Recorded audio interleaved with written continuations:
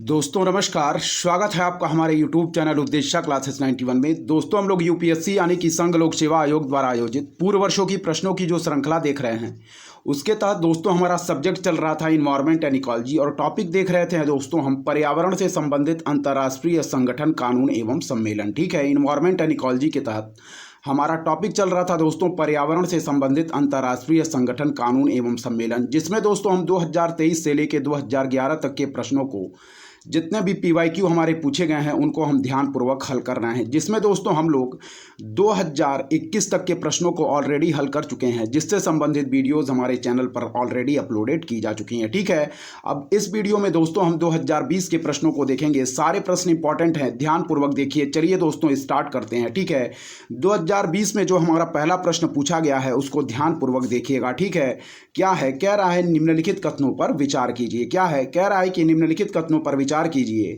पहला जो पॉइंट दिया गया है दोस्तों, कह रहा है कि केंद्रीय भूमि जल प्राधिकरण, ठीक है, केंद्रीय भूमि जल प्राधिकरण ने भारत के 36% जिलों को दोस्तों अतिशोषित यानी कि ओवर एक्सप्लॉयटेटेड अथवा संकटपूर्ण क्रिटिकल वर्गीकृत किया हुआ है। ठीक है, फिर से पढ़िएगा कि केंद्रीय भूमि जल प्राधिकरण, ठीक है, ने भारत के 36% जिलों को अतिशोषित यानी कि ओवर एक्सप्लॉयटेड अथवा संकटपूर्ण वर्गीकृत किया हुआ है। ठीक है, ध्यान रखिएगा। फिर देखिएगा, कह रहा है हमारा केंद्रीय भूमि जल प्राधिकरण का निर्माण पर्यावरण संरक्षण अधिनियम के अंतर्गत हुआ है। और फिर कह रहा है कि विश्व में भूजल सिंचाई के अंतर्गत सबसे अधिक क्षेत्र दोस्तों भारत में है। ठीक है, कह रहा है कि उपर्युक्त कथनों में से कौन से हमारे सही हैं, तो इसमें सही आंसर जो है दोस्तों वह हम मार्क करेंगे ऑप्शन बी, यानी कि इस संदर्भ में हमारे सेकेंड और थर्ड पॉइंट बिल्कुल ही सही दिए गए हैं। ठीक है, फिर से एक बार प्रश्न को पढ़ेंगे, देखिएगा। निम्नलिखित कथनों पर विचार कीजिए। पहला पॉइंट कह रहा है कि केंद्रीय भूमि जल प्राधिकरण, ठीक है, ने भारत के 36% जिलों को अतिशोषित यानी कि ओवर एक्सप्लॉयटेड अथवा संकटपूर्ण वर्गीकृत क्रिटिकल वर्गीकृत किया हुआ है, जो कि पॉइंट दोस्तों हमारा बिल्कुल गलत दिया हुआ है। ठीक है, दूसरा पॉइंट देखिएगा, कह रहा है कि केंद्रीय भूमि जल प्राधिकरण का निर्माण हमारा इन्वायरमेंट प्रोटेक्शन एक्ट यानी कि पर्यावरण संरक्षण अधिनियम के अंतर्गत हुआ है, तो यह पॉइंट दोस्तों हमारा बिल्कुल ही सही दिया गया है। ठीक है, फिर कह रहा है कि विश्व में भूजल सिंचाई के अंतर्गत सबसे अधिक क्षेत्र दोस्तों याद रखें हमारा भारत में है। ठीक है, तो इस संदर्भ में सेकंड और थर्ड पॉइंट बिल्कुल सही दिए गए हैं, जबकि फर्स्ट पॉइंट दोस्तों हमारा गलत दिया गया है। ठीक है, चलिए ध्यानपूर्वक इस प्रश्न की व्याख्या हम देखेंगे। व्याख्या सभी प्रश्न के दोस्तों हमारे इंपॉर्टेंट है, इसलिए ध्यानपूर्वक व्याख्या हम पढ़ेंगे। चलिए व्याख्या देखेंगे। कह रहा है कि देश के लगभग 19% जिले दोस्तों अतिशोषित अथवा संकटपूर्ण श्रेणी में वर्गीकृत हैं, इसलिए हमारा कथन एक दोस्तों सही नहीं है। ठीक है, ध्यानपूर्वक देखिए क्या कह रहा है। फिर देखिएगा, कह रहा है कि देश के लगभग 19% जिले हमारे अतिशोषित अथवा संकटपूर्ण श्रेणी में वर्गीकृत हैं, अतः कथन एक हमारा सही नहीं है। इस पॉइंट को याद रखिएगा। फिर देखेंगे, कह रहा है कि देश में भूजल संसाधनों के विकास और प्रबंधन को विनियमित करने और नियंत्रित करने के लिए पर्यावरण संरक्षण अधिनियम 1986 की दोस्तों धारा 3(3) के तहत केंद्रीय भूमि जल प्राधिकरण का गठन किया गया है, अतः कथन 2 हमारा बिल्कुल सही है। फिर पढ़िएगा कि देश में भूजल संसाधनों के विकास और प्रबंधन को विनियमित करने और नियंत्रित करने के लिए पर्यावरण संरक्षण अधिनियम 1986 की धारा 3(3) के तहत केंद्रीय भूमि जल प्राधिकरण का गठन किया गया है, अतः कथन 2 हमारा बिल्कुल सही है। ठीक है, थर्ड पैरा पढ़ेंगे कि विश्व में भूजल सिंचाई के अंतर्गत सबसे अधिक क्षेत्र वाले देश क्रमशः भारत 39 मिलियन हेक्टेयर, चीन है दोस्तों हमारा 19 मिलियन हेक्टेयर और संयुक्त राज्य अमेरिका हमारा 17 मिलियन हेक्टेयर है, अतः कथन 3 हमारा सही है। फिर देखिएगा कि विश्व में भूजल सिंचाई के अंतर्गत सबसे अधिक क्षेत्र वाले देश दोस्तों क्रमशः भारत 39 मिलियन हेक्टेयर, चीन है हमारा 19 मिलियन हेक्टेयर और संयुक्त राज्य अमेरिका है हमारा 17 मिलियन हेक्टेयर, अतः कथन 3 भी हमारा सही दिया गया है। तो सही आंसर हम लोगों ने इस प्रकार मार्क किया था, विकल्प बी, जो कि हमारा बिल्कुल सही उत्तर होगा। इस पॉइंट को याद रखिएगा। चलिए 2020 में पूछे गए दूसरे प्रश्न की तरफ हम बढ़ेंगे, देखेंगे हमारा दूसरा प्रश्न क्या कह रहा था, ध्यानपूर्वक देखिएगा, इंपॉर्टेंट है। ठीक है, चलिए दूसरे प्रश्न की तरफ ध्यानपूर्वक बढ़ेंगे दोस्तों, देखिएगा। चलिए देखिए क्या कह रहा है हमारा दूसरा प्रश्न, ध्यानपूर्वक देखें। ठीक है, कह रहा है हमारा, देखिएगा कि यदि किसी पौधे की विशिष्ट जाति को वन्यजीव सुरक्षा अधिनियम 1972 की अनुसूची क्या है दोस्तों 6 में रखा गया है, तो इसका क्या तात्पर्य है, इस पॉइंट को याद रखिएगा। ठीक है, फिर देखिएगा क्या कह रहा है हमारा, ध्यानपूर्वक देखेंगे। कह रहा है कि यदि किसी पौधे की विशिष्ट जाति को वन्यजीव सुरक्षा अधिनियम 1972 की अनुसूची 6 में रखा गया है तो इसका क्या तात्पर्य है। तो इसका बिल्कुल सही आंसर मार्क करेंगे कि उस पौधे की खेती करने के लिए लाइसेंस की आवश्यकता है। ऑप्शन ए हमारा बिल्कुल राइट आंसर होगा दोस्तों। ठीक है, फिर पढ़िएगा कि यदि किसी पौधे को क्या है, यदि किसी पौधे की विशिष्ट जाति को वन्यजीव सुरक्षा अधिनियम 1972 यानी कि वाइल्ड लाइफ प्रोटेक्शन एक्ट क्या है 1972 की अनुसूची 6 में रखा गया है तो इसका क्या तात्पर्य है। तो याद रखें दोस्तों, ऑप्शन ए इस संदर्भ में बिल्कुल सही होगा कि उस पौधे की खेती करने के लिए लाइसेंस की हमें आवश्यकता है। इस पॉइंट को याद रखिएगा। ठीक है, ऑप्शन ए हमारा बिल्कुल क्या होगा दोस्तों, राइट आंसर होगा। इस पॉइंट को याद रखिएगा। ठीक है, एक बार और पढ़ेंगे कि यदि किसी पौधे की विशिष्ट जाति को वन्यजीव सुरक्षा अधिनियम 1972 की अनुसूची 6 में रखा गया है तो इसका क्या तात्पर्य है। तो याद रखें कि उस पौधे की खेती करने के लिए लाइसेंस की आवश्यकता है। क्या है, यदि किसी पौधे की विशिष्ट जाति को वन्यजीव सुरक्षा अधिनियम 1972 की अनुसूची 6 में रखा गया तो याद रखें इसका तात्पर्य है दोस्तों कि उस पौधे की खेती करने के लिए लाइसेंस की आवश्यकता है। ठीक है, चलिए बढ़ेंगे दोस्तों। व्याख्या इसकी इंपॉर्टेंट है, ध्यानपूर्वक देखिएगा क्या कह रहा है। ठीक है, चलिए देखिए। कह रहा है कि वन्यजीव संरक्षण अधिनियम 1972 देश के जंगली जानवरों, पक्षियों और पौधों की सुरक्षा एवं पर्यावरण और पारिस्थितिकी सुरक्षा सुनिश्चित करने के उद्देश्य से बनाया गया था। ठीक है, सरल शब्दों में वन्य जीव संरक्षण अधिनियम 1972 देश में वन्य जीव यानी कि वनस्पतियों और जीवों को सुरक्षा एवं संरक्षण प्रदान करता। इस अधिनियम में 6 अनुसूचियों की श्रेणी है जिसके माध्यम से दोस्तों वन्य जीवों का संरक्षण किया जाता है। ठीक है, पहली अनुसूची कह रही है दोस्तों कि इसके अंतर्गत लुप्तप्राय यानी कि इंडेंजर्ड प्रजातियों को रखा जाता है और इसके तहत रखे गए जीवों के शिकार पर पूर्णतः प्रतिबंध होता है मानव जीवन के लिए खतरे को छोड़कर। ठीक है, फिर देखिएगा कि वन्यजीव संरक्षण अधिनियम 1972 देश के जंगली जानवरों, पक्षियों और पौधों की सुरक्षा एवं पर्यावरण और पारिस्थितिकी सुरक्षा सुनिश्चित करने के उद्देश्य से बनाया गया था। सरल शब्दों में दोस्तों वन्यजीव संरक्षण अधिनियम 1972 देश में वन्य जीवों यानी कि वनस्पतियों और जीवों को सुरक्षा एवं संरक्षण प्रदान करता। इस अधिनियम में 6 अनुसूचियों की श्रेणी है जिसके माध्यम से वन्य जीवों को क्या है दोस्तों, संरक्षण हमारा किया जाता है। इस पॉइंट को याद रखिएगा। ठीक है, अनुसूची 1 कह रहा है कि इसके अंतर्गत लुप्तप्राय यानी कि इंडेंजर्ड प्रजातियों को रखा जाता। इसके तहत रखे गए जीवों के शिकार पर पूर्णतः प्रतिबंध होता है मानव जीवन के लिए खतरे को छोड़कर। इस पॉइंट को याद रखिएगा। चलिए दोस्तों, आगे की व्याख्या हम ध्यानपूर्वक पढ़ेंगे, देखेंगे आगे हमारी इस प्रश्न की व्याख्या क्या दी गई है। ठीक है, चलिए देखते हैं, ध्यानपूर्वक देखिएगा। प्रश्न की व्याख्या दोस्तों हमारी मोस्ट इंपॉर्टेंट है। ठीक है, इसलिए ध्यानपूर्वक सारे प्रश्नों की व्याख्या आप लोग देखते रहें। चलिए पढ़ेंगे। अनुसूची 2 क्या कहती है। कह रहा है दोस्तों हमारा कि इस सूची के तहत भी जानवरों को उच्च सुरक्षा प्रदान की जाती तथा उनका व्यापार दोस्तों क्या होता है, हमारा निषिद्ध होता है। ठीक है, देखिएगा अनुसूची 2 कह रहा है दोस्तों, ध्यानपूर्वक देखिए क्या है अनुसूची 2 जो कह रहा है कि इस सूची के तहत भी दोस्तों जानवरों को हमारा उच्च सुरक्षा क्या है, उच्च सुरक्षा प्रदान की जाती तथा उनका व्यापार दोस्तों क्या होता है, निषिद्ध होता है। ठीक है, तो याद रखें कि इस सूची के तहत भी जानवरों को उच्च सुरक्षा प्रदान की जाती तथा उनका व्यापार निषिद्ध होता। अनुसूची 3 पढ़ेंगे और 4 भी पढ़ेंगे साथ ही साथ में। यह सूची उन प्रजातियों के लिए है जो लुप्त प्राय नहीं है। क्या है, यह सूची उन प्रजातियों के लिए है दोस्तों जो लुप्त प्राय नहीं है। ठीक है, अनुसूची 5 पढ़ेंगे कि इस सूची में ऐसे जानवरों को रखा जाता है जिनका शिकार किया जा सकता है। क्या है, अनुसूची 5 पढ़ेंगे कि इस सूची में ऐसे जानवरों को रखा जाता है जिनका शिकार किया जा सकता। और लास्ट में पढ़ेंगे अनुसूची 6 जो कि हमारा प्रश्न भी है कि इस सूची में ऐसे पौधों को रखा जाता है जिनकी खेती नहीं की जा सकती। क्या है, इस सूची में ऐसे पौधों को रखा जाता है जिनकी खेती नहीं की जा सकती। ठीक है, ध्यानपूर्वक देखिएगा। नीचे कह रहा है कि इस अधिनियम में स्पष्ट किया गया है कि ऐसे पौधों की खेती नहीं हो सकती जो अनुसूची 6 में रखे गए, परंतु इसी अधिनियम की धारा 17 में यह भी कहा गया कि अनुसूची 6 के अंतर्गत निर्दिष्ट ऐसे किसी भी पौधे की खेती के लिए मुख्य वाइल्ड लाइफ वार्डन या राज्य सरकार द्वारा अधिकृत कोई अन्य अधिकारी द्वारा लाइसेंस लेना आवश्यक है। अतः विकल्प ए हमारा बिल्कुल सही है। फिर देखिएगा, इस अधिनियम में स्पष्ट किया गया कि ऐसे पौधों की खेती नहीं हो सकती जो अनुसूची 6 में रखे गए, परंतु इसी अधिनियम की धारा 17 में यह भी कहा गया कि अनुसूची 6 के अंतर्गत निर्दिष्ट ऐसे किसी भी पौधों की खेती के लिए मुख्य वाइल्ड लाइफ वार्डन या राज्य सरकार द्वारा अधिकृत कोई अन्य अधिकारी द्वारा लाइसेंस लेना आवश्यक है। अतः विकल्प ए हम लोगों ने बिल्कुल सही आंसर मार्क किया था। चलिए 2020 में पूछे गए तीसरे प्रश्न की तरफ ध्यानपूर्वक बढ़ेंगे, इंपॉर्टेंट है, ध्यानपूर्वक देखिएगा। चलिए देखिए क्या कह रहा है दोस्तों, ध्यानपूर्वक पढ़ेंगे। पहला हमारा तीसरा जो प्रश्न पूछा गया है 2020 में, उसके तहत कह रहा है कि भारत की जैव ईंधन की राष्ट्रीय नीति के अनुसार, ठीक है, बायोफ्यूल पॉलिसी की बात कर रहा है, जैव ईंधन के उत्पादन के लिए निम्नलिखित में से किनका उपयोग कच्चे माल के रूप में हो सकता है। फिर पढ़ेंगे कि भारत की जैव ईंधन की राष्ट्रीय नीति के अनुसार जैव ईंधन के उत्पादन के लिए निम्नलिखित में से किनका उपयोग कच्चे माल के रूप में हो सकता है। तो पहला पॉइंट कह रहा है दोस्तों कसावा, दूसरा कह रहा है दोस्तों क्षतिग्रस्त गेहूं के दाने, तीसरा कह रहा है मूंगफली के बीज, चौथा कह रहा है दोस्तों कुल्थी जिसे हम लोग दोस्तों हॉर्स ग्राम भी कहते हैं, पांचवा कह रहा है सड़ा आलू, छठवां कह रहा है चुकंदर। कह रहा है नीचे दिए गए कूट का प्रयोग कर सही उत्तर चुनिए। तो सही आंसर मार्क करेंगे फर्स्ट, सेकंड, फिफ्थ और सिक्स। क्या है? फर्स्ट, सेकंड, फिफ्थ और सिक्स हमारा बिल्कुल सही आंसर होगा। प्रश्न कह रहा था कि भारत की जैव ईंधन की राष्ट्रीय नीति के अनुसार जैव ईंधन के उत्पादन के लिए निम्नलिखित में से किनका उपयोग कच्चे माल के रूप में हो सकता है। तो पहला जो दिया गया है दोस्तों कसावा, इस संदर्भ में बिल्कुल सही है। दूसरा कह रहा है क्षतिग्रस्त गेहूं के दाने, यह भी हमारा बिल्कुल सही है, ठीक है। फिर दोस्तों पांचवा जो कह रहा है सड़ा आलू, यह भी हमारा सही है। और लास्ट जो कह रहा है दोस्तों चुकंदर, यह भी हमारा बिल्कुल सही है। जबकि इस संदर्भ में दोस्तों हमारे मूंगफली के बीज नहीं होंगे और कुल्थी भी दोस्तों हमारा नहीं होगा।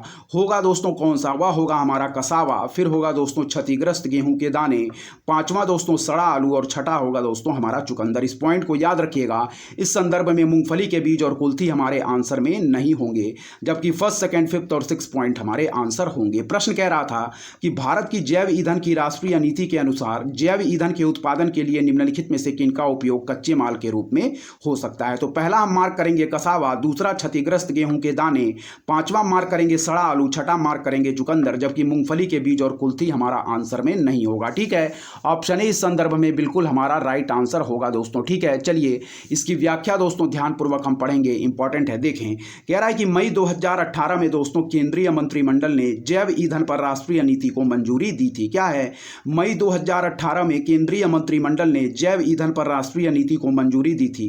इस नीति में दोस्तों जैव ईंधनों को आधारभूत जैव ईंधनों यानी कि पहली पीढ़ी फर्स्ट जी के जैव इथेनॉल और जैव डीजल तथा विकसित जैव ईंधनों यानी दूसरी पीढ़ी 2G के इथेनॉल, निगम के ठोस कचरे से लेकर ड्रॉप इन ईंधन, तीसरी पीढ़ी 3G के जैव ईंधन, जैव CNG आदि को श्रेणीबद्ध किया गया है, ठीक है। फिर देखिएगा, मई 2018 में केंद्रीय मंत्रिमंडल ने जैव ईंधन पर राष्ट्रीय नीति को मंजूरी दी थी। इस नीति में दोस्तों जैव ईंधनों को आधारभूत जैव ईंधनों यानी कि पहली पीढ़ी फर्स्ट जनरेशन के जैव इथेनॉल और जैव डीजल तथा विकसित जैव ईंधनों यानी दूसरी पीढ़ी सेकेंड जनरेशन के इथेनॉल, निगम के ठोस कचरे से लेकर ड्रॉप इन ईंधन, तीसरी पीढ़ी थर्ड जनरेशन के जैव ईंधन, जैव CNG आदि को श्रेणीबद्ध किया गया है, ठीक है। फिर आगे पढ़ेंगे कि नीति में गन्ने का रस, शुगर वाली वस्तुओं जैसे चुकंदर, स्वीट सोरगम, स्टार्च वाली वस्तुएं जैसे कार्न, कसावा, मनुष्य के उपभोग के लिए अनुपयुक्त बेकार अनाज जैसे गेहूं, टूटा चावल, सड़े हुए आलू के इस्तेमाल की अनुमति दी गई है।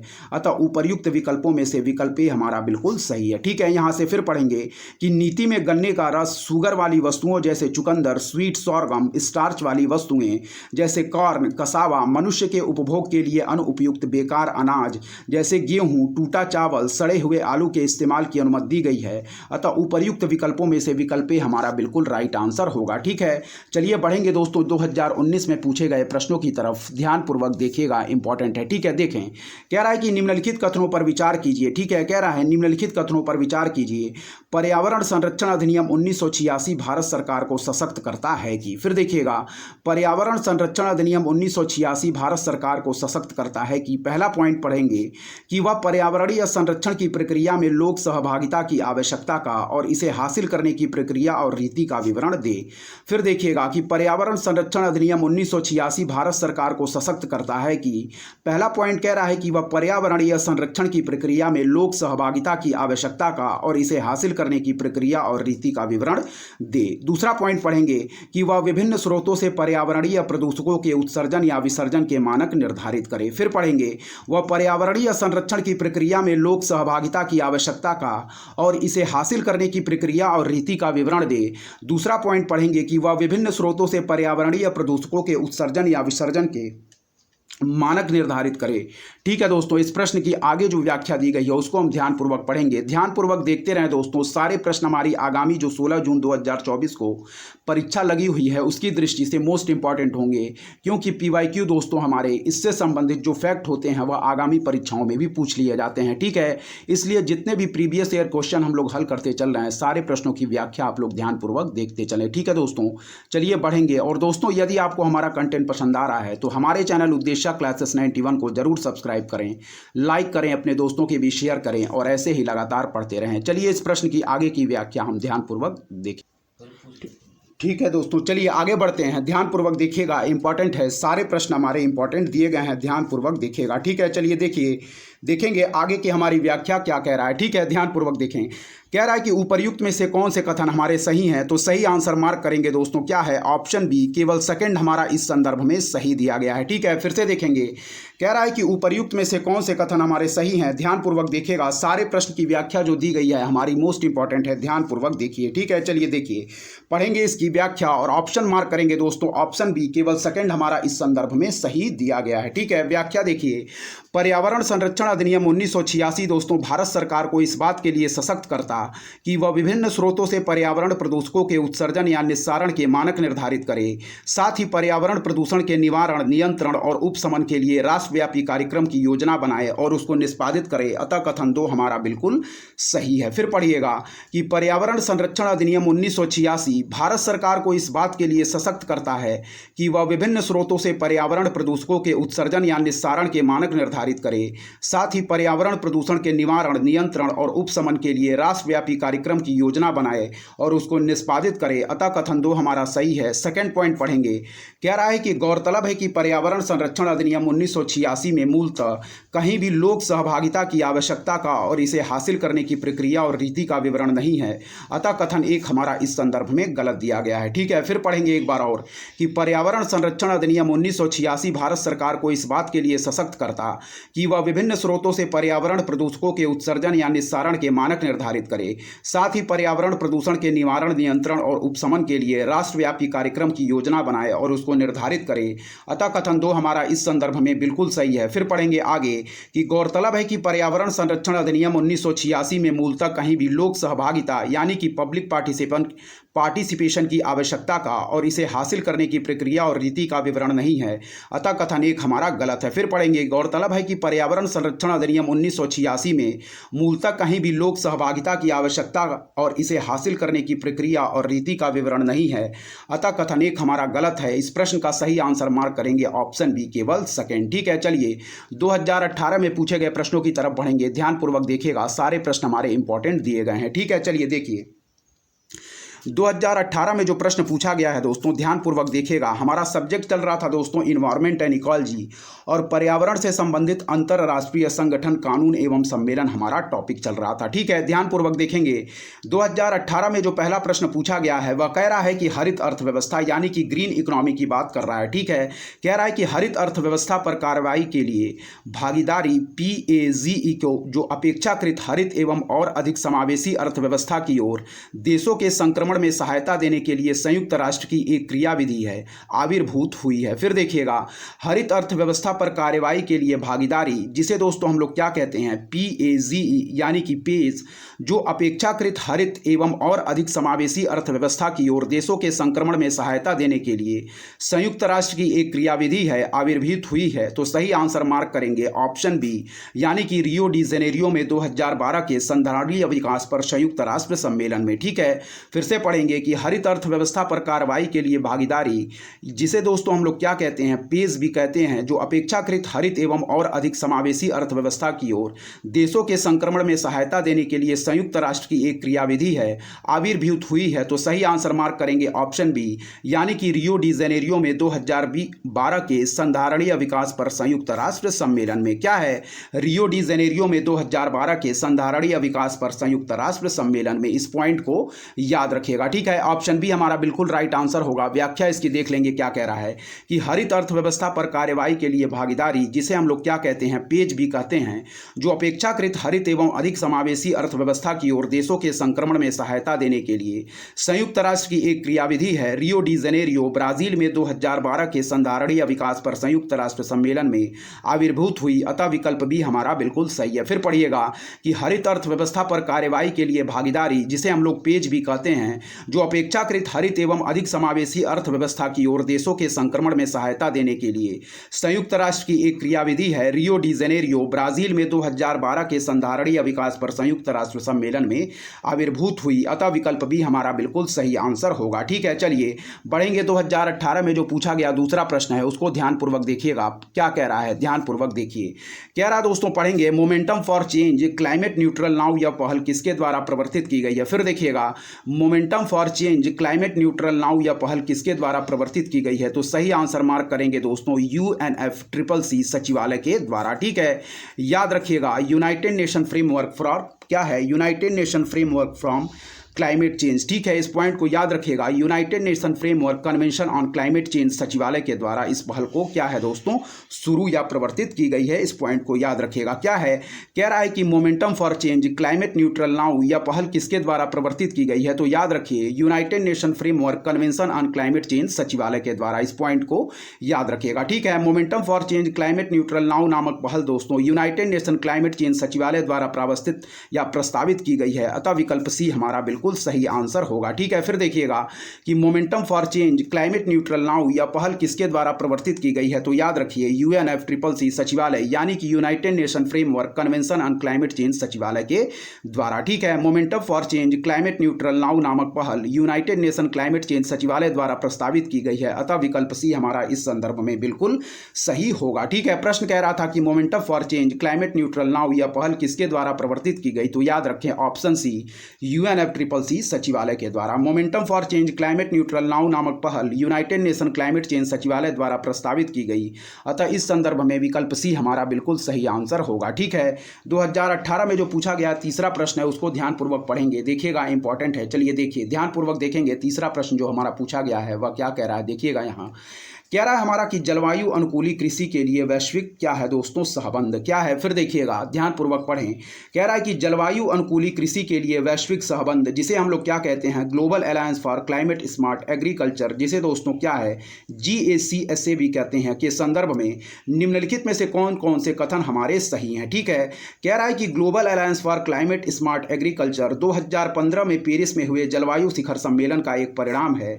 दूसरा पॉइंट पढ़ेंगे, कह रहा है हमारा कि global alliance for climate smart agriculture में सदस्यता से कोई बंधकारी दायित्व उत्पन्न नहीं होता।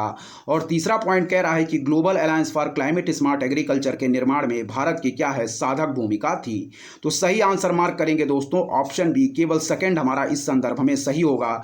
नीचे दिए गए कूट का प्रयोग कर सही उत्तर चुनिए, तो सही आंसर मार्क करेंगे ऑप्शन बी, केवल सेकंड, ठीक है। प्रश्न कह रहा था कि जलवायु अनुकूली कृषि के लिए वैश्विक सहबंध, यानी कि global alliance for climate smart agriculture के संदर्भ में निम्नलिखित में से कौन से कथन सही हैं। तो पहला पॉइंट कह रहा था हमारा कि global alliance for climate smart agriculture 2015 में पेरिस में हुए जलवायु शिखर सम्मेलन का एक परिणाम है, जो कि दोस्तों हमारा बिल्कुल गलत पॉइंट दिया गया है। दूसरा कह रहा है कि global alliance for climate smart agriculture में सदस्यता से कोई बंधनकारी दायित्व उत्पन्न नहीं होता, यह पॉइंट हमारा इस संदर्भ में बिल्कुल सही दिया गया है।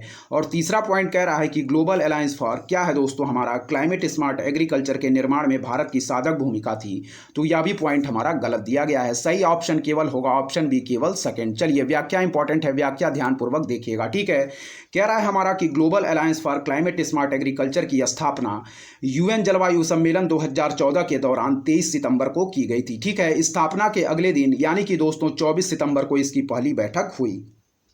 फिर देखिएगा, global alliance for climate smart agriculture की स्थापना UN जलवायु सम्मेलन 2014 के दौरान 23 सितंबर को की गई थी। स्थापना के अगले दिन यानी कि 24 सितंबर को इसकी पहली बैठक हुई, अतः कथन एक हमारा बिल्कुल सही नहीं दिया गया है। ठीक है, फिर देखिएगा, चूंकि इस गठबंधन में सदस्यता किसी भी बाध्यकारी दायित्व का निर्माण नहीं करती, अतः प्रत्येक सदस्य व्यक्तिगत रूप से अपनी भागीदारी की प्रकृति को निर्धारित करता, इसलिए कथन 2 हमारा बिल्कुल सही है। फिर देखिएगा, चूंकि इस गठबंधन में सदस्यता किसी भी बाध्यकारी दायित्व का निर्माण नहीं करती, अतः प्रत्येक सदस्य व्यक्तिगत रूप से अपनी भागीदारी की प्रकृति को निर्धारित करता, इसलिए कथन 2 हमारा बिल्कुल सही है। ठीक है, नेक्स्ट पढ़ेंगे दोस्तों। कह रहा है कि global alliance for climate smart agriculture की स्थापना में खाद्य एवं कृषि संगठन यानी कि FAO की साधक भूमिका रही। हालांकि भारत की तरफ से इसमें दोस्तों एक NGO हैंड इन हैंड शामिल है, लेकिन इसे साधक भूमिका के तौर पर नहीं देखा जा सकता, अतः कथन 3 भी हमारा सही नहीं है। फिर देखिएगा, global alliance for climate smart agriculture की स्थापना में खाद्य एवं कृषि संगठन FAO की साधक भूमिका रही है। हालांकि भारत की तरफ से इसमें एक NGO हैंड इन हैंड शामिल है, लेकिन इसे साधक भूमिका के तौर पर नहीं देखा जा सकता, अतः कथन 3 हमारा बिल्कुल सही नहीं है। इसलिए सही आंसर हम लोगों ने मार्क किया था विकल्प बी। ठीक है, इस पॉइंट को याद रखिएगा। चलिए 2017 में पूछे गए प्रश्नों की तरफ बढ़ेंगे। सब्जेक्ट चल रहा था दोस्तों हमारा इन्वायरमेंट एंड इकोलॉजी, और टॉपिक देख रहे थे पर्यावरण से संबंधित अंतरराष्ट्रीय संगठन, कानून एवं सम्मेलन। ठीक है, चलिए 2017 में जो पहला प्रश्न पूछा गया है उसको देखिएगा। पहला पॉइंट कह रहा है, ध्यानपूर्वक देखें, कि अल्पजीवी जलवायु प्रदूषकों को न्यूनीकृत करने हेतु जलवायु एवं स्वच्छ वायु गठबंधन यानी कि CCAC G20 समूह के देशों की क्या है, एक अनोखी पहल है। दूसरा पॉइंट पढ़िएगा दोस्तों, कह रहा है हमारा क्या है, कह रहा है कि जलवायु एवं स्वच्छ वायु गठबंधन मैथेन, काला कार्बन एवं हाइड्रोफ्लोरोकार्बनों पर केंद्रित करता है। ठीक है, कह रहा है कि उपर्युक्त कथनों में से कौन से सही हैं, तो सही आंसर मार्क करेंगे ऑप्शन बी, केवल सेकंड हमारा इस संदर्भ में सही दिया गया है। ठीक है, फिर पढ़ेंगे। प्रश्न कह रहा है कि निम्नलिखित कथनों पर विचार कीजिए। पहला कह रहा है कि अल्पजीवी जलवायु प्रदूषकों को न्यूनीकृत करने हेतु जलवायु एवं स्वच्छ वायु गठबंधन G20 समूह के देशों की एक अनोखी पहल है। यह पॉइंट हमारा इस संदर्भ में गलत है। दूसरा पॉइंट पढ़ेंगे, कह रहा है कि जलवायु एवं स्वच्छ वायु गठबंधन, ठीक है, मीथेन, काला कार्बन एवं हाइड्रोफ्लोरोकार्बनों पर केंद्रित करता है, तो यह पॉइंट हमारा दोस्तों बिल्कुल सही दिया गया है। ठीक है, सही ऑप्शन मार्क करेंगे ऑप्शन बी, केवल सेकंड। चलिए आगे बढ़ेंगे और व्याख्या इसकी देखेंगे ध्यानपूर्वक क्या दिया गया है। देखिएगा, जलवायु और स्वच्छ वायु गठबंधन, जिसे दोस्तों हम लोग CCAC भी कहते हैं, एक वैश्विक प्रयास है जो अल्पजीवी जलवायु प्रदूषकों को न्यूनीकृत करने हेतु सरकारों, नागरिक समाज और निजी क्षेत्र को एकजुट करता, अतः कथन एक हमारा सही नहीं है। फिर देखिएगा, जलवायु और स्वच्छ वायु गठबंधन एक वैश्विक प्रयास है जो अल्पजीवी जलवायु प्रदूषकों को न्यूनीकृत करने हेतु सरकारों, नागरिक समाज और निजी क्षेत्र को एकजुट करता है, अतः कथन एक हमारा सही नहीं है। नेक्स्ट पढ़िएगा, कह रहा है हमारा कि जलवायु और स्वच्छ वायु गठबंधन मीथेन, काला कार्बन एवं हाइड्रोफ्लोरोकार्बनों पर केंद्रित करता, अतः विकल्प बी हमारा बिल्कुल सही है। फिर से पढ़िएगा कि जलवायु और स्वच्छ वायु गठबंधन एक वैश्विक प्रयास है जो अल्पजीवी जलवायु प्रदूषकों को न्यूनीकृत करने हेतु सरकारों, नागरिक समाज और निजी क्षेत्र को एकजुट करता, अतः कथन एक हमारा सही नहीं है। फिर देखिएगा, कह रहा है कि जलवायु और स्वच्छ वायु गठबंधन मीथेन, काला कार्बन एवं हाइड्रोफ्लोरोकार्बनों पर केंद्रित करता है, अतः विकल्प बी हमारा बिल्कुल सही है। ठीक है, इस प्रश्न की व्याख्या हम लोगों ध्यानपूर्वक पढ़ ली है और हमारा प्रश्न का ऑप्शन जो मार्क किया है वह है ऑप्शन बी, केवल सेकंड हमारा सही आंसर होगा। ठीक है, चलिए दोस्तों आगे के प्रश्नों की तरफ ध्यानपूर्वक बढ़ेंगे, देखेंगे आगे के प्रश्न हमारे क्या कह रहे हैं। ठीक है, 2017 में जो हमारा पूछा गया दूसरा प्रश्न है उसको हम ध्यानपूर्वक देखेंगे। देखिएगा, चलिए देखिए क्या कह रहा है हमारा 2017 में पूछा गया दूसरा प्रश्न। ठीक है, इंपॉर्टेंट है, ध्यानपूर्वक देखिएगा। चलिए देखिए क्या कह रहा है, पढ़ेंगे। कह रहा है कि वाणिज्य में प्राणी जात और वनस्पति जात के व्यापार संबंधी विश्लेषण, जिसे दोस्तों हम लोग क्या कहते हैं, ध्यानपूर्वक देखिएगा, ट्रेड रिलेटेड एनालिसिस ऑफ क्या है, fauna and flora in commerce के संदर्भ में निम्नलिखित कथनों पर क्या कीजिए दोस्तों, विचार कीजिए। ठीक है, पढ़ेंगे कि वाणिज्य में कह रहा है प्राणी जात और वनस्पति जात के व्यापार संबंधी विश्लेषण, जिसे दोस्तों हम लोग क्या कहेंगे, trade related analysis of fauna and flora in commerce के संदर्भ में निम्नलिखित कथनों पर विचार कीजिए। तो पहला पॉइंट दोस्तों क्या कह रहा है कि ट्रैफिक, जिसे दोस्तों हम लोग क्या कहते हैं, trade related analysis of fauna and flora in commerce संयुक्त राष्ट्र पर्यावरण कार्यक्रम के अंतर्गत क्या है, एक ब्यूरो है। ठीक है, सेकंड पॉइंट कह रहा है हमारा कि trade related analysis of fauna and flora in commerce का मिशन यह सुनिश्चित करना है कि वन्य पादपों और जंतुओं के व्यापार से प्रकृति के संरक्षण को खतरा ना हो। ठीक है, कह रहा है कि उपर्युक्त कथनों में से कौन से हमारे सही हैं, तो सही ऑप्शन मार्क करेंगे ऑप्शन बी, केवल सेकंड इस संदर्भ में सही दिया गया है। ठीक है, फिर पढ़िएगा कि वाणिज्य में दोस्तों प्राणी जात और वनस्पति जात के व्यापार संबंधी विश्लेषण, जिसे हम लोग क्या कहते हैं, trade related analysis of fauna and flora in commerce, जिसे दोस्तों ट्रैफिक भी कहते हैं के संदर्भ में निम्नलिखित कथनों पर विचार कीजिए। पहला पॉइंट पढ़ेंगे, ट्रैफिक जिसे हम लोग कहते हैं trade related analysis of fauna and flora in commerce, संयुक्त राष्ट्र पर्यावरण कार्यक्रम के अंतर्गत एक ब्यूरो है। यह पॉइंट दोस्तों हमारा बिल्कुल गलत दिया गया है। दूसरा पॉइंट पढ़ेंगे, कह रहा है ट्रैफिक जिसे दोस्तों हम लोग क्या कहते हैं trade related analysis of fauna and flora in commerce. क्या है trade related analysis of fauna and flora in commerce का मिशन यह सुनिश्चित करना है कि वन्य पादपों और जंतुओं के व्यापार से प्रकृति के संरक्षण को खतरा ना हो। इस पॉइंट को याद रखिएगा। सही आंसर हम लोगों को मार्क करेंगे ऑप्शन बी, केवल सेकंड हमारा ट्रैफिक के संदर्भ में सही दिया गया है। ठीक है, चलिए व्याख्या इसकी इंपॉर्टेंट है, चलिए देखेंगे। चलिए, पर्यावरण से संबंधित इंपॉर्टेंट संगठन है दोस्तों, इसलिए इसकी व्याख्या हम ध्यानपूर्वक पढ़ेंगे। इससे संबंधित कई सारे प्रश्न परीक्षाओं में पूछे जा चुके हैं। ठीक है, देखिएगा कह रहा है हमारा कि ट्रैफिक एक गैर सरकारी क्या है दोस्तों संगठन है कि यानी कि नॉन गवर्नमेंटल ऑर्गेनाइजेशन है। ठीक है, फिर देखिएगा ट्रैफिक एक गैर सरकारी संगठन है जो वर्ल्ड वाइल्ड लाइफ फंड यानी कि world life fund for nature और international union for conservation of nature का एक संयुक्त कार्यक्रम है। क्या है, यानी कि WWF और IUCN का एक संयुक्त कार्यक्रम है। इस पॉइंट को याद रखिएगा। फिर देखिएगा ट्रैफिक एक गैर सरकारी संगठन है जो वर्ल्ड वाइल्ड लाइफ फंड यानी कि world life fund for nature और international union for conservation of nature का एक संयुक्त कार्यक्रम है। यह संस्था दोस्तों वन्य जीव प्रजाति और फ्लोरा की लुप्त प्राय प्रजातियों के व्यापार पर अंतरराष्ट्रीय कन्वेंशन के सचिवालय के साथ भी सहयोग करती। ट्रैफिक जो कि एक वन्य जीव व्यापार निगरानी नेटवर्क है, जानवरों और पौधों के अंतरराष्ट्रीय व्यापार पर निगरानी रखता ताकि जैव विविधता संरक्षण और टिकाऊ विकास दोनों को बढ़ावा दिया जा सके। ठीक है, व्याख्या इंपॉर्टेंट है, एक बार और पढ़ेंगे। ट्रैफिक दोस्तों एक गैर सरकारी संगठन है जो वर्ल्ड लाइफ फंड यानी कि world life fund for nature WWF और international union for conservation of nature का एक संयुक्त कार्यक्रम है। कह रहा है कि यह संस्था वन्यजीव प्रजाति और फ्लोरा की लुप्तप्राय प्रजातियों के व्यापार पर अंतरराष्ट्रीय कन्वेंशन के सचिवालय के साथ भी सहयोग करती है। ट्रैफिक जो कि एक वन्यजीव व्यापार निगरानी नेटवर्क है, जानवरों और पौधों के अंतरराष्ट्रीय व्यापार पर निगरानी रखता ताकि जैव विविधता संरक्षण और टिकाऊ विकास दोनों को बढ़ावा दिया जा सके। इस पॉइंट को याद रखिएगा। एक बार और पढ़ लेंगे। ट्रैफिक एक गैर सरकारी संगठन है जो वर्ल्ड लाइफ फंड और international union for conservation of nature यानी कि WWF और IUCN का एक संयुक्त कार्यक्रम है और यह संस्था दोस्तों वन्यजीव प्रजाति और फ्लोरा की लुप्तप्राय प्रजातियों के व्यापार पर अंतरराष्ट्रीय कन्वेंशन के सचिवालय के साथ भी सहयोग करती। ट्रैफिक जो कि एक वन्यजीव व्यापार निगरानी नेटवर्क है, जानवरों और पौधों के अंतरराष्ट्रीय व्यापार पर निगरानी रखता ताकि जैव विविधता संरक्षण और टिकाऊ विकास दोनों को बढ़ावा दिया जा सके। ठीक है, तो ट्रैफिक के संदर्भ में जो हमारा सही ऑप्शन था हम लोगों ने मार्क किया था ऑप्शन बी, केवल सेकंड पॉइंट सही दिया गया था, बाकी के पॉइंट हमारे इस संदर्भ में गलत दिए गए थे। चलिए 2017 में पूछे गए तीसरे प्रश्न की तरफ ध्यानपूर्वक बढ़ेंगे, देखेंगे क्या कह रहा है। देखिएगा कह रहा है कि भूमंडलीय जलवायु परिवर्तन संधि जिसे हम लोग क्या कहते हैं ग्लोबल क्लाइमेट चेंज अलायंस के संदर्भ में निम्नलिखित कथनों में से कौन से हमारे सही हैं। ठीक है, फिर देखिएगा कि भूमंडलीय जलवायु परिवर्तन संधि जिसे हम लोग ग्लोबल क्लाइमेट चेंज अलायंस के संदर्भ में निम्नलिखित कथनों में से कौन से कथन सही हैं। तो पहला पॉइंट कह रहा है कि यह यूरोपीय संघ की पहल है। दूसरा पॉइंट कह रहा है कि यह लक्ष्याधीन विकासशील देशों को उनकी विकास नीतियों और बजटों में जलवायु परिवर्तन के एकीकरण हेतु तकनीकी एवं वित्तीय सहायता प्रदान करता।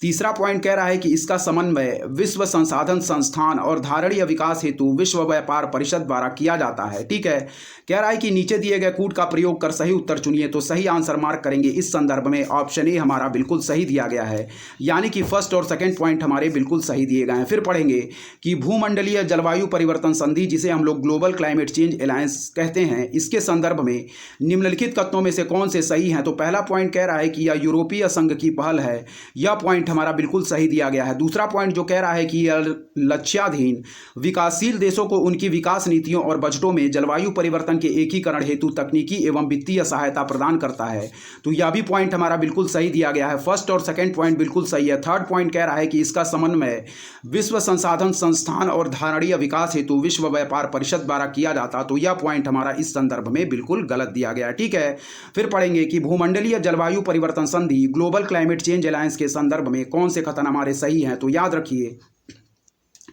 जो पहला पॉइंट कह रहा है कि यह यूरोपीय संघ की पहल है, बिल्कुल सही है। दूसरा पॉइंट कह रहा है हमारा क्या कि यह लक्ष्याधीन विकासशील देशों को उनकी विकास नीतियों और बजटों में जलवायु परिवर्तन के एकीकरण हेतु तकनीकी एवं वित्तीय सहायता प्रदान करता है। ठीक है, तो सही ऑप्शन हम लोगों ने मार्क किया ऑप्शन ए, केवल फर्स्ट और सेकंड पॉइंट हमारा सही दिया गया है, थर्ड पॉइंट हमारा गलत दिया गया है। ठीक है, ध्यानपूर्वक देखिएगा, व्याख्या इसकी इंपॉर्टेंट है। चलिए देखिए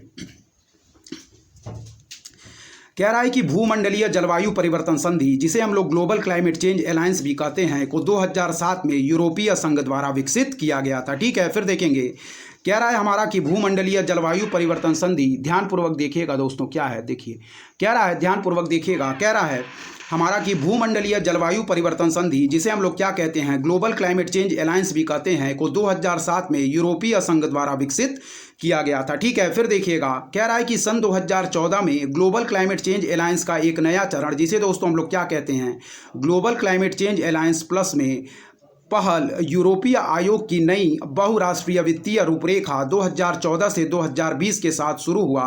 और कह रहा है कि global climate change alliance plus का लक्ष्य कमजोर देशों और समूहों को अपनी ज़रूरतों के प्रति उनकी कार्यक्षमता को मजबूत करना है। इसके अंतर्गत 2 स्तंभों का निर्धारण किया गया है। ठीक है, पढ़िएगा फिर से ध्यानपूर्वक।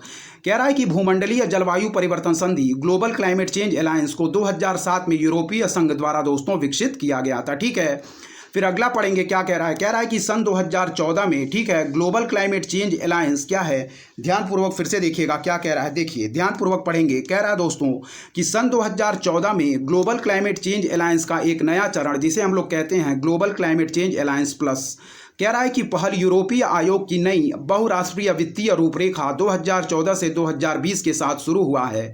और global climate change alliance plus का लक्ष्य दोस्तों कमजोर देशों और समूहों को अपनी ज़रूरतों के प्रति उनकी कार्य क्षमता को क्या है दोस्तों, मजबूत करना। इसके अंतर्गत दोस्तों 2 स्तंभों का निर्धारण किया गया है। चलिए आगे इसकी व्याख्या हम ध्यानपूर्वक देखेंगे। सही ऑप्शन इस प्रश्न का था ऑप्शन ए, केवल फर्स्ट और सेकंड। चलिए इसकी आगे की जो व्याख्या दी गई है उसको हम ध्यानपूर्वक देखेंगे, इंपॉर्टेंट है। चलिए देखिएगा क्या कह रहा है हमारा आगे की व्याख्या, चलिए ध्यानपूर्वक देखेंगे दोस्तों। ठीक है, इंपॉर्टेंट है। चलिए देखिए व्याख्या इसकी देखेंगे। कह रहा है कि प्रथम स्तंभ के तहत दोस्तों क्या कह रहा है, प्रथम स्तंभ के तहत, ठीक है, global climate change alliance plus यूरोपीय नीति और विकासशील देशों के बीच वार्ता और विनिमय अनुभव के लिए एक मंच, platform for dialogue and exchange of experience के रूप में कार्य करता। यह जलवायु नीति को केंद्र में रखकर अंतर्राष्ट्रीय जलवायु वित्त के मुद्दे पर नए सिरे से ध्यान केंद्रित करता है। फिर पढ़ेंगे, कह रहा है कि प्रथम स्तंभ के तहत दोस्तों क्या है हमारा, global climate change alliance plus यूरोपीय नीति और विकासशील देशों के बीच वार्ता और विनिमय अनुभव के लिए एक मंच यानी कि platform for dialogue and exchange of experience के रूप में कार्य करता। और यह जलवायु नीति को केंद्र में रखकर अंतर्राष्ट्रीय जलवायु वित्त के मुद्दे पर नए सिरे से ध्यान केंद्रित करता है। अगला पॉइंट पढ़ेंगे कि दूसरे स्तंभ के अंतर्गत दोस्तों याद रखें, global climate change alliance plus विकासशील देशों को उनकी विकास नीतियों और बजटों में जलवायु परिवर्तन के एकीकरण हेतु तकनीकी एवं वित्तीय सहायता यानी कि टेक्निकल एंड फाइनेंशियल सपोर्ट प्रदान करता है। ठीक है, फिर देखिएगा कि दूसरे स्तंभ के अंतर्गत दोस्तों हमारा global climate change alliance plus विकासशील देशों को उनकी विकास नीतियों और बजटों में जलवायु परिवर्तन के एकीकरण हेतु तकनीकी एवं वित्तीय सहायता यानी कि टेक्निकल एंड फाइनेंशियल सपोर्ट प्रदान करता है। इस पॉइंट को याद रखिएगा। ठीक है, चलिए बढ़ेंगे दोस्तों 2017 में चौथे प्रश्न की तरफ। ध्यानपूर्वक देखिएगा क्या कह रहा है हमारा चौथा प्रश्न, इंपॉर्टेंट है। देखिए कह रहा है कि बेहतर नगरीय भविष्य की दिशा में कार्यरत संयुक्त राष्ट्र कार्यक्रम में संयुक्त राष्ट्र पर्यावास यानी कि यूएन हैबिटेट की भूमिका के संदर्भ में निम्नलिखित कथनों में से कौन से कथन हमारे सत्य हैं। फिर देखिएगा, बेहतर नगरीय भविष्य की दिशा में कार्यरत संयुक्त राष्ट्र कार्यक्रम में संयुक्त राष्ट्र पर्यावास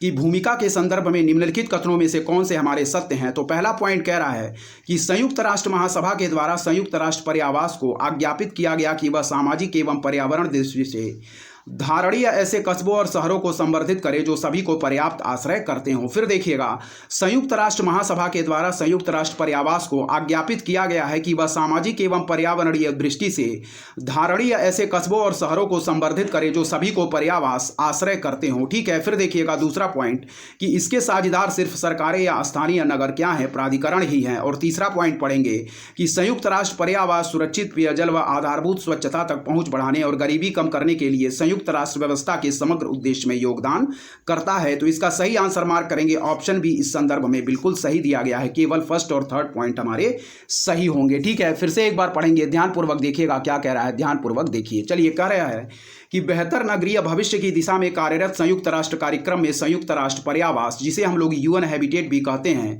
कि भूमिका के संदर्भ में निम्नलिखित कथनों में से कौन से हमारे सत्य हैं। पहला पॉइंट कह रहा है कि संयुक्त राष्ट्र महासभा के द्वारा संयुक्त राष्ट्र पर्यावास को आज्ञापित किया गया कि वह सामाजिक एवं पर्यावरणीय दृष्टि से धारणीय ऐसे कस्बों और शहरों को संवर्धित करे जो सभी को दोस्तों पर्याप्त आश्रय करते हों। ठीक है, फिर दूसरा पॉइंट पढ़ेंगे। कह रहा है कि इसके साझेदार सिर्फ सरकारें या स्थानीय नगर प्राधिकरण ही हैं। यह पॉइंट हमारा बिल्कुल गलत दिया गया है। जबकि तीसरा पॉइंट कह रहा है कि संयुक्त राष्ट्र पर्यावास सुरक्षित पेयजल व आधारभूत स्वच्छता तक पहुंच बढ़ाने और गरीबी कम करने के लिए संयुक्त राष्ट्र व्यवस्था के समग्र उद्देश्य में योगदान करता है। तो इस संदर्भ में फर्स्ट और थर्ड पॉइंट बिल्कुल सही दिए गए हैं। सही आंसर हम लोगों ने मार्क किया ऑप्शन बी, केवल फर्स्ट और थर्ड। व्याख्या इसकी इंपॉर्टेंट है, चलिए ध्यानपूर्वक व्याख्या इसकी देखिएगा। ठीक है, देखें क्या कह रहा है, व्याख्या इसकी पढ़ेंगे। पहला पॉइंट जो कह रहा है दोस्तों उसको ध्यानपूर्वक देखिएगा कि संयुक्त राष्ट्र पर्यावास, जिसे हम लोग यूएन हैबिटेट भी कहते हैं, मानव बस्तियों और सतत शहरी विकास के लिए 1978 में स्थापित संयुक्त राष्ट्र की एजेंसी है। इसका मुख्यालय दोस्तों नैरोबी केन्या में है। फिर पढ़ेंगे कि संयुक्त राष्ट्र पर्यावास यूएन हैबिटेट मानव बस्तियों और सतत शहरी विकास के लिए 1978 में स्थापित संयुक्त राष्ट्र की एजेंसी है और इसका मुख्यालय दोस्तों याद रखें नैरोबी केन्या में है। सेकंड पॉइंट पढ़ेंगे, संयुक्त राष्ट्र पर्यावास दोस्तों संयुक्त राष्ट्र क्या है, देखिएगा यूएन हैबिटेट, जिसे हम लोग संयुक्त राष्ट्र पर्यावास भी कहते हैं, संयुक्त राष्ट्र द्वारा अधिशेषित है जो सभी को आश्रय प्रदान करने के लिए सामाजिक और पर्यावरणीय दृष्टि से धारणीय कस्बों को संदर्भित क्या है, संवर्धित करता है। फिर देखिएगा यूएन हैबिटेट संयुक्त राष्ट्र द्वारा अधिशेषित है जो सभी को आश्रय प्रदान करने के लिए सामाजिक और पर्यावरणीय दृष्टि से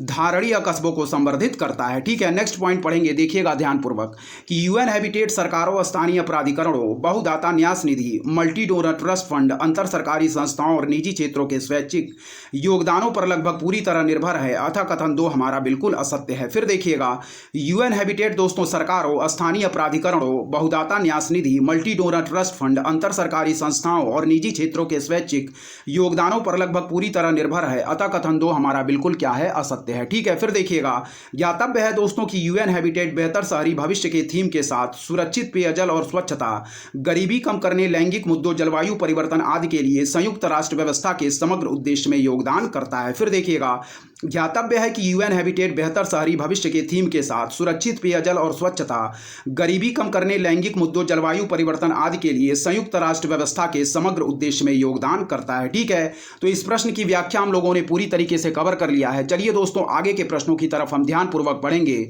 और दोस्तों यदि आपको हमारा कंटेंट पसंद आ रहा है तो हमारे चैनल उपदेशा क्लासेस 91 को जरूर सब्सक्राइब करें, लाइक करें दोस्तों, अपने दोस्तों के बीच शेयर करें और ऐसे ही दोस्तों लगातार पढ़ते रहें। हमारे चैनल की तरफ से अच्छा कंटेंट प्रोवाइड करने की आपको पूरी कोशिश की जाएगी। चलिए दोस्तों आगे के प्रश्नों की तरफ हम ध्यानपूर्वक बढ़ेंगे, देखेंगे हमारे आगे के प्रश्न क्या कह रहे हैं।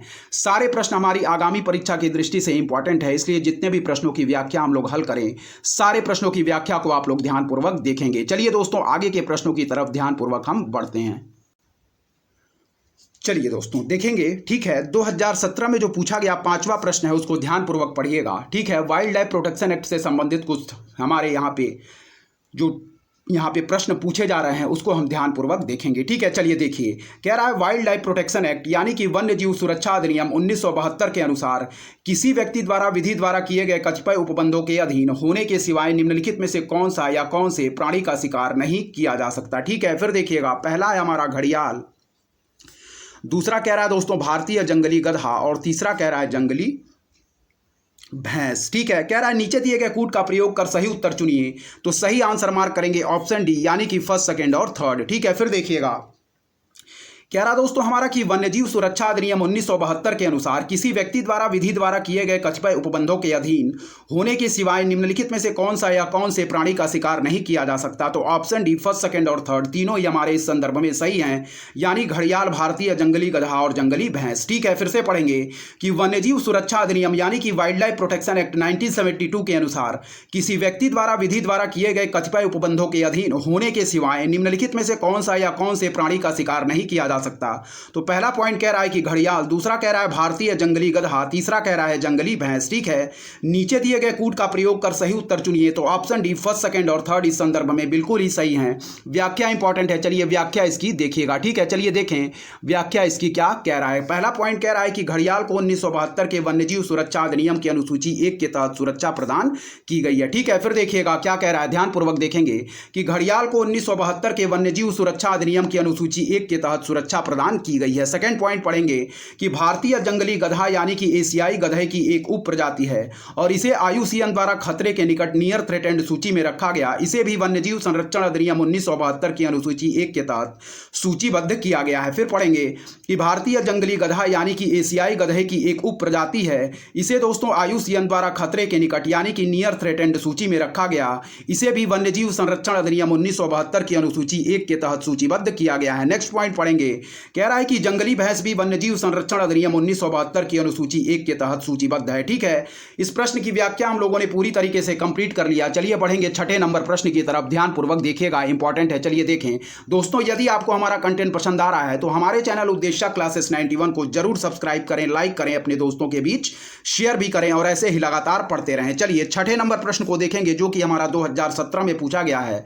सब्जेक्ट हमारा चल रहा था दोस्तों इन्वायरमेंट एंड इकोलॉजी यानी कि पर्यावरण एवं पारिस्थितिकी, और टॉपिक हमारा चल रहा है दोस्तों क्या है, पर्यावरण से संबंधित अंतरराष्ट्रीय संगठन, कानून एवं सम्मेलन से संबंधित हमारा टॉपिक चल रहा था, जिससे संबंधित प्रश्नों को हम देख रहे थे। इस श्रृंखला में दोस्तों हम 2023 से लेकर 2011 तक के जितने भी पूर्व वर्षों के प्रश्न हैं सभी को हम ध्यानपूर्वक कवर कर रहे हैं, इसलिए सारे प्रश्नों की व्याख्या आप लोग ध्यानपूर्वक देखते चले। चलिए 2017 में पूछा गया छठा प्रश्न है, उसको हम ध्यानपूर्वक पढ़ेंगे। देखिएगा, भारत में यदि कछुए की एक जाति को वन्य जीव संरक्षण अधिनियम 1972 की अनुसूची 1 के अंतर्गत संरक्षित यानी कि प्रोटेक्टेड घोषित किया गया तो इसका नियतार्थ क्या है, तो सही आंसर मार्क करेंगे दोस्तों ऑप्शन ए।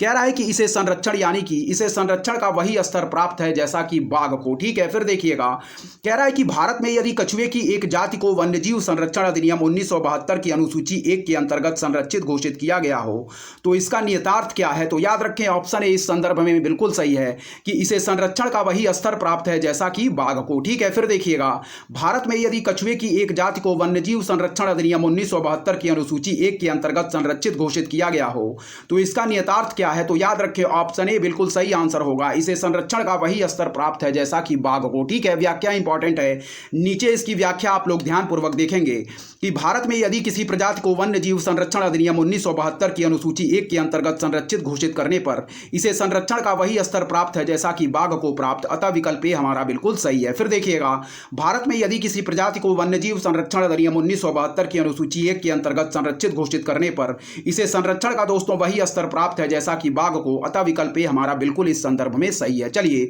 2017 में पूछे गए 7वें नंबर प्रश्न को हम ध्यानपूर्वक पढ़ेंगे, इंपॉर्टेंट है। देखिएगा क्या कह रहा है, कह रहा है कि हाल ही में कुछ शेरों को गुजरात के उनके प्राकृतिक आवास से निम्नलिखित में से किस एक स्थल पर स्थानांतरित किए जाने का प्रस्ताव था। ठीक है, देखिएगा, कह रहा है कि हाल ही में कुछ शेरों को गुजरात के उनके प्राकृतिक आवास से निम्नलिखित में से किस एक स्थल पर स्थानांतरित किए जाने का प्रस्ताव था, तो याद रखें दोस्तों कूनो पालपुर वन्य जीव अभ्यारण्य यानी कि Kuno Palpur wild life sanctuary. ठीक है, फिर देखिएगा, ऑप्शन बी हमारा बिल्कुल इस संदर्भ में सही है। फिर पढ़ेंगे कि हाल ही में कुछ शेरों को गुजरात के उनके प्राकृतिक आवास से निम्नलिखित में से किस एक स्थल पर स्थानांतरित किए जाने का प्रस्ताव था, तो याद रखिएगा कूनो पालपुर वन्यजीव अभ्यारण्य इस संदर्भ में हमारा बिल्कुल राइट आंसर होगा। ठीक है, चलिए इसकी व्याख्या भी साथ ही साथ हम कवर करते चलेंगे क्योंकि व्याख्या भी सारे प्रश्नों की हमारी इंपॉर्टेंट है। ठीक है, चलिए तो व्याख्या ध्यानपूर्वक आप लोग देखिएगा, व्याख्या इसकी क्या दिया गया है। ठीक है, चलिए देखें व्याख्या क्या दे रहा है, ध्यानपूर्वक पढ़ेंगे।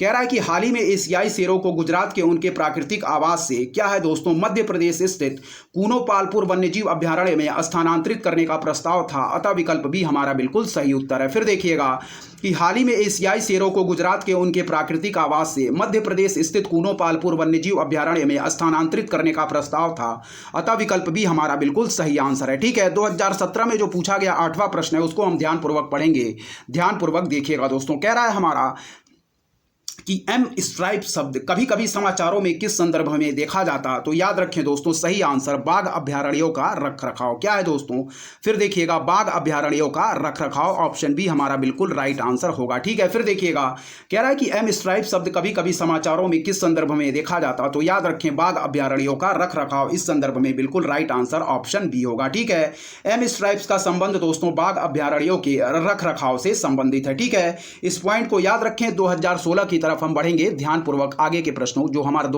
2016 में पूछे गए हैं उसको हम ध्यानपूर्वक पढ़ेंगे। चलिए देखें, कह रहा है कि अभिष्ट राष्ट्रीय निर्धारित अंशदान यानी कि क्या है, इंटेंडेड नेशनली डिटरमाइंड कंट्रीब्यूशन पद को कभी कभी समाचारों में किस संदर्भ में देखा जाता। तो इसका सही आंसर मार्क करेंगे दोस्तों ऑप्शन बी, यानी कि क्या है, पढ़ेंगे ध्यानपूर्वक देखिएगा कि जलवायु परिवर्तन का सामना करने के लिए विश्व के देशों द्वारा बनाई गई एक कार्य योजना है, ठीक है, यानी कि वर्किंग प्लान है। फिर देखिएगा कि अभिष्ट राष्ट्रीय निर्धारित अंशदान क्या है, अभिष्ट राष्ट्रीय निर्धारित अंशदान जिसे हम लोग क्या पढ़ते हैं दोस्तों, इंटेंडेड नेशनली डिटरमाइंड कंट्रीब्यूशन, ठीक है, पद को कभी कभी समाचारों में किस संदर्भ में देखा जाता। तो ऑप्शन भी मार्क करेंगे सही, जलवायु परिवर्तन का सामना करने के लिए विश्व के देशों द्वारा बनाई गई एक क्या है दोस्तों, कार्य योजना है। फिर देखिएगा अभिष्ट राष्ट्रीय निर्धारित अंशदान इंटेंडेड नेशनली डिटरमाइंड कंट्रीब्यूशन पद को कभी कभी समाचारों में किस संदर्भ में देखा जाता। तो ऑप्शन भी बिल्कुल राइट आंसर मार्क करेंगे, जलवायु परिवर्तन का सामना करने के लिए विश्व के देशों द्वारा बनाई गई कार्य योजना, ठीक है। व्याख्या इंपॉर्टेंट है, ध्यानपूर्वक इसकी व्याख्या हम लोग देखेंगे क्या दिया गया है इसकी व्याख्या। चलिए देखिए, कह रहा है कि अभिष्ट राष्ट्रीय निर्धारित अंशदान जिसे हम लोग क्या कहते हैं, इंटेंडेड नेशनली डिटरमाइंड कंट्रीब्यूशन, जलवायु परिवर्तन का सामना करने के लिए विश्व के देशों द्वारा बनाई गई कार्य योजना है। दिसंबर 2015 में जलवायु परिवर्तन पर संयुक्त राष्ट्र फ्रेमवर्क कन्वेंशन के पेरिस में हुए सम्मेलन COP21 में देशों द्वारा यह समझौता स्वीकार किया गया। इसमें दोस्तों 2020 के पश्चात जलवायु कार्रवाइयों के संबंध में रूपरेखा प्रस्तुत की गई है, ठीक है। फिर पढ़िएगा कि अभिष्ट राष्ट्रीय निर्धारित अंशदान यानी कि इंटेंडेड नेशनली डिटरमाइंड कंट्रीब्यूशन जलवायु परिवर्तन का सामना करने के लिए विश्व के देशों द्वारा बनाई गई कार्य योजना है। कह रहा है कि दिसंबर 2015 में जलवायु परिवर्तन पर संयुक्त राष्ट्र फ्रेमवर्क कन्वेंशन के पेरिस में हुए सम्मेलन COP21 जिसे हम लोग कॉन्फ्रेंस ऑफ पार्टी 21 भी कहते हैं में देशों द्वारा यह समझौता स्वीकार किया गया और इसमें दोस्तों 2020 के पश्चात जलवायु कार्रवाइयों के संबंध में रूपरेखा प्रस्तुत की गई है। चलिए, तो इस प्रश्न की व्याख्या हम लोगों ने ध्यानपूर्वक देखा। चलिए दोस्तों बढ़ेंगे नेक्स्ट प्रश्न की तरफ जो कि हमारे 2016 में पूछा गया दूसरा प्रश्न है। चलिए ध्यानपूर्वक पढ़ेंगे। कह रहा है कि मरुस्थलीकरण को रोकने के लिए संयुक्त राष्ट्र अभी समय यानी कि दोस्तों United nation convention to Combat Desertification, ठीक है। फिर देखिएगा कि मरुस्थलीकरण को रोकने के लिए संयुक्त राष्ट्र अभी समय यानी कि United nation convention to Combat Desertification का क्या के महत्व है, ठीक है। फिर देखिएगा कह रहा है कि मरुस्थलीकरण को रोकने के लिए संयुक्त राष्ट्र अभी समय जिसे हम लोग क्या कहते हैं कि United nation convention to Combat Desertification यानी कि UNCCD भी हम कहते हैं। कह रहा है इसके क्या महत्व हैं, ठीक है। तो पहला पॉइंट पढ़ेंगे, ध्यानपूर्वक देखिएगा क्या कह रहा है। कह रहा है कि इसका उद्देश्य है दोस्तों नव प्रवर्तनकारी राष्ट्रीय कार्यक्रमों एवं समर्थक अंतरराष्ट्रीय भागीदारों के माध्यम से प्रभावकारी कार्यवाही को क्या है दोस्तों, प्रोत्साहित करना। फिर देखिएगा इसका उद्देश्य है नव प्रवर्तनकारी राष्ट्रीय कार्यक्रमों एवं समर्थक अंतरराष्ट्रीय भागीदारियों के माध्यम से प्रभावकारी कार्यवाही को प्रोत्साहित करना। सेकंड पॉइंट पढ़ेंगे, कह रहा है कि यह विशिष्ट रूप से दक्षिणी एशिया एवं उत्तरी अफ्रीका के क्षेत्रों पर केंद्रित होता है, ठीक है। और कह रहा है तथा इसका सचिवालय इन क्षेत्रों को वित्तीय संसाधनों के बड़े हिस्से का नियतन सुलभ कराता है। फिर देखिएगा प्रश्न कह रहा था दोस्तों कि मरुस्थलीकरण को रोकने के लिए संयुक्त राष्ट्र अभी समय यानी कि United nation convention to Combat Desertification, पहला पॉइंट कह रहा है कि इसका उद्देश्य है नव प्रवर्तनकारी राष्ट्रीय कार्यक्रमों एवं समर्थक अंतरराष्ट्रीय भागीदारियों के माध्यम से प्रभावकारी कार्यवाही को प्रोत्साहित करना, ठीक है। तो यह पॉइंट दोस्तों हमारा क्या है, बिल्कुल सही दिया गया है, ठीक है। एक बार और पढ़ेंगे कि इसका उद्देश्य है दोस्तों नव प्रवर्तनकारी राष्ट्रीय कार्यक्रमों एवं समर्थक अंतरराष्ट्रीय भागीदारियों के माध्यम से प्रभावकारी कार्यवाही को क्या है दोस्तों, प्रोत्साहित करना। पहला पॉइंट हमारा बिल्कुल सही है। दूसरा पॉइंट कह रहा है कि यह विशेष या विशिष्ट रूप से दक्षिणी एशिया एवं उत्तरी अफ्रीका के क्षेत्रों पर केंद्रित होता तथा इसका सचिवालय इन क्षेत्रों को वित्तीय संसाधनों के बड़े हिस्से का नियतन सुलभ कराता है। तो यह पॉइंट दोस्तों हमारा इस संदर्भ में बिल्कुल गलत दिया गया है, ठीक है। चलिए आगे जो इस प्रश्न के कई पॉइंट दिए गए हैं उसको भी हम ध्यानपूर्वक देखेंगे आगे इसके पॉइंट क्या दिए गए हैं, ठीक है। इंपॉर्टेंट है इसलिए ध्यानपूर्वक सारे प्रश्नों की व्याख्या आप लोग और जो भी पॉइंट दिए गए हैं उसको आप लोग देखते चले। चलिए देखेंगे तीसरा पॉइंट क्या दिया गया है, ध्यानपूर्वक देखिएगा। चलिए देखिए ध्यानपूर्वक देखें। कह रहा है कि यह मरुस्थलीकरण को रोकने में स्थानीय लोगों की भागीदारी को प्रोत्साहित करने हेतु ऊर्ध्वगामी उपागम यानी कि बॉटम अप अप्रोच के लिए प्रतिबद्ध है, ठीक है।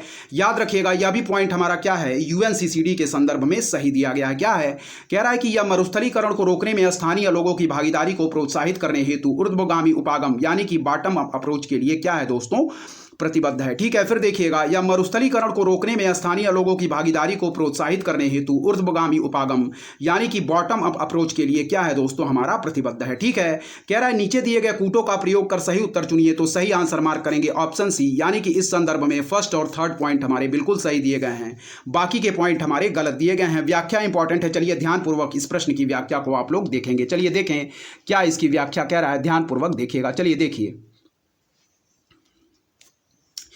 कह रहा दोस्तों कि मरुस्थलीकरण को रोकने के लिए संयुक्त राष्ट्र अभी समय, जिसे हम लोग United nation convention to combat Desertification यानी कि यूएनसीसीडी भी कहते हैं, वैसे देशों का भी समय है जो गंभीर सूखा तथा मरुस्थलीकरण की समस्या से जूझ रहे, खासकर दोस्तों अफ्रीकी देशों में। ठीक है, इसका उद्देश्य है दोस्तों नव प्रवर्तनकारी राष्ट्रीय कार्यक्रमों एवं समर्थक अंतर्राष्ट्रीय भागीदारियों के माध्यम से प्रभावकारी कार्यवाही को प्रोत्साहित करना है, और यह मरुस्थलीकरण को रोकने में स्थानीय लोगों की भागीदारी को प्रोत्साहित करने हेतु ऊर्ध्वगामी उपागम के लिए प्रतिबद्ध है। यह अभिसमय दोस्तों याद रखें कि सुशासन, सतत विकास तथा विकेंद्रीकरण का अनोखा उदाहरण, यह एकमात्र अभिसमय है दोस्तों जो सीधे एजेंडा 21 की सिफारिश से अस्तित्व में आया तथा इसे 17 जून 1994 को स्वीकृत किया गया, और इस अभिसमय को दोस्तों 26 दिसंबर 1996 से लागू किया गया। ठीक है, इंपॉर्टेंट है, एक बार और व्याख्या हम ध्यानपूर्वक पढ़ेंगे। कह रहा है कि मरुस्थलीकरण को रोकने के लिए संयुक्त राष्ट्र अभिसमय यानी कि UNCCD, united nation convention to combat desertification दोस्तों वैसे देशों का अभिसमय है जो गंभीर सूखा तथा मरुस्थलीकरण की समस्या से जूझ रहे हैं, खासकर अफ्रीकी देशों में। इसका उद्देश्य है दोस्तों नव प्रवर्तनकारी राष्ट्रीय कार्यक्रमों एवं समर्थक अंतर्राष्ट्रीय भागीदारियों के माध्यम से प्रभावकारी कार्यवाही को प्रोत्साहित करना। यह मरुस्थलीकरण को रोकने में स्थानीय लोगों की भागीदारी को प्रोत्साहित करने हेतु ऊर्ध्वगामी उपागम के लिए प्रतिबद्ध है, और यह अभिसमय दोस्तों याद रखें कि सुशासन, सतत विकास तथा विकेंद्रीकरण का यानी कि डिसेंट्रलाइजेशन का अनोखा उदाहरण है। यह एकमात्र अभिसमय है जो सीधे एजेंडा 21 की सिफारिश से अस्तित्व में आया। ठीक है, यह एकमात्र अभिसमय है जो सीधे एजेंडा 21 की सिफारिश से अस्तित्व में आया तथा इसे 17 जून 1994 को स्वीकृत किया गया। इस अभिसमय को 26 दिसंबर 1996 से लागू किया गया। यह भी पॉइंट हम लोग याद रखेंगे। चलिए, कुछ नोट दिया गया है बॉक्स में, उसको भी पढ़ लेंगे, साथ ही साथ में देखेंगे। कह रहा है कि कनाडा इस अभिसमय से अलग होने वाला पहला देश, हालांकि वर्ष 2016 में कनाडा पुनः इस क्या है अभिसमय से जुड़ा और 21 मार्च 2017 को इसका पूर्ण सदस्य बना। क्या है, फिर देखिएगा, कनाडा इस अभिसमय से अलग होने वाला पहला देश, हालांकि वर्ष 2016 में कनाडा पुनः इस अभिसमय से जुड़ा और 21 मार्च 2017 को इसका पूर्ण सदस्य बना। ठीक है, देखेंगे। कह रहा है दोस्तों हमारा कि कुक आइलैंड तथा न्यू द्वीप दो गैर संयुक्त राष्ट्र देश हैं जिन्होंने इसे अपनाया है। फिर देखिएगा, कह रहा है कि कुक आइलैंड तथा न्यू द्वीप दो गैर संयुक्त राष्ट्र देश हैं जिन्होंने इसे अपनाया है। कुक आइलैंड तथा न्यू द्वीप दो गैर संयुक्त राष्ट्र देश हैं जिन्होंने इसे अपनाया है। ठीक है, तो यूएनसीसीडी से संबंधित जितने भी दोस्तों यहाँ पे पॉइंट दिए गए थे सभी को हम लोगों ने ध्यानपूर्वक कवर कर लिया है। चलिए, 2016 में पूछे गए हम दोस्तों तीसरे प्रश्न की तरफ ध्यानपूर्वक बढ़ेंगे, इंपॉर्टेंट है, देखिएगा। चलिए देखिए, कह रहा है कि निम्नलिखित युग्मों पर विचार कीजिए। कह रहा है कि कभी कभी समाचारों में देखे जाने वाले शब्द और उनका मूल स्रोत। ठीक है, कह रहा है एनेक्स 1 देश, कह रहा है दोस्तों हमारा कार्टाजेना प्रोटोकॉल। क्या है, एनेक्स 1 देश, कह रहा है दोस्तों हमारा कार्टाजेना प्रोटोकॉल। दूसरा कह रहा है कि प्रमाणित उत्सर्जन कटौतियां, जिसे हम लोग सर्टिफाइड एमिशंस रिडक्शंस भी कहते हैं, कह रहा दोस्तों नगोया प्रोटोकॉल। और तीसरा कह रहा है कि स्वच्छ विकास क्रियाविधि, क्लीन डेवलपमेंट मैकेनिज्म, जिसे कह रहा है दोस्तों क्योटो प्रोटोकॉल। कह रहा है कि उपर्युक्त में से कौन से युग्म हमारे सही सुमेलित हैं, तो केवल दोस्तों थर्ड पॉइंट हमारा सही सुमेल दिया गया है, बाकी फर्स्ट और सेकंड पॉइंट हमारे सुमेलित नहीं दिए गए हैं। फिर देखिएगा, निम्नलिखित युग्मों पर विचार कीजिए। कह रहा है कि कभी कभी समाचारों में देखे जाने वाले शब्द और उनका मूल स्रोत। पहला कह रहा है दोस्तों कि एनेक्स 1 देश, कह रहा है कि कार्टेजेना प्रोटोकॉल, बिल्कुल गलत दिया गया है। दूसरा कह रहा है कि प्रमाणित उत्सर्जन कटौतियां, जिसे हम लोग सर्टिफाइड एमिशन रिडक्शंस भी कहते हैं, नगोया प्रोटोकॉल, यह भी हमारा गलत दिया गया है। तीसरा कह रहा है कि स्वच्छ विकास क्रियाविधि यानी कि Kyoto protocol, clean development mechanism, तो यह पॉइंट हमारा बिल्कुल सही है। व्याख्या इसकी ध्यानपूर्वक देखेंगे, इंपॉर्टेंट है। चलिए देखिए, व्याख्या इसकी क्या कह रहा है। कह रहा है कि क्योटो प्रोटोकॉल संयुक्त राष्ट्र के पर्यावरण बदलाव पर क्या है आधारित एक अंतरराष्ट्रीय संधि है। यह 1992 के जलवायु परिवर्तन पर हुए संयुक्त राष्ट्र फ्रेमवर्क कन्वेंशन का विस्तृत रूप। इस संधि को दोस्तों 11 दिसंबर 1997 में क्योटो जापान में अपनाया गया। इस संधि को 16 फरवरी 2005 से अमल में लाया गया। संधि के तहत सभी 38, ठीक है, फिर देखिएगा कि क्योटो प्रोटोकॉल संयुक्त राष्ट्र के पर्यावरण बदलाव पर क्या है आधारित एक अंतरराष्ट्रीय संधि है। यह 1992 के जलवायु परिवर्तन पर हुए संयुक्त राष्ट्र फ्रेमवर्क कन्वेंशन का क्या है विस्तृत रूप। इस संधि को 11 दिसंबर 1997 में क्योटो जापान में अपनाया गया। इस संधि को 16 फरवरी फरवरी 2005 से अमल में लाया गया। संधि के तहत सभी 38 विकसित। चलिए इसकी आगे की जो व्याख्या दी गई है उसको हम ध्यानपूर्वक पढ़ेंगे। ठीक है, चलिए ध्यानपूर्वक देखिएगा क्या इसकी आगे की व्याख्या दी गई है। चलिए देखें क्या कह रहा है, ध्यानपूर्वक देखें। चलिए देखेंगे दोस्तों, ध्यानपूर्वक देखिएगा, इसकी आगे की व्याख्या इंपॉर्टेंट है। चलिए देखिए, ठीक है, क्या कह रहा है, ध्यानपूर्वक देखेंगे। कह रहा है हमारा कि संधि के तहत सभी 38 विकसित देशों द्वारा सामूहिक रूप से ग्रीन हाउस गैसों को 1990 के स्तर पर लाने के लिए 2012 तक 5.2% कटौती करने का संकल्प व्यक्त किया गया। क्योटो संधि के अनुसार उन सभी देशों को इस संधि की पुष्टि करनी है जो धरती के वायुमंडल में तकरीबन 55% तक या उससे अधिक कार्बन डाइऑक्साइड गैसों का उत्सर्जन करते हैं। सन 2008 से 2012 के बीच इसे घटाकर 5% तक लाना था।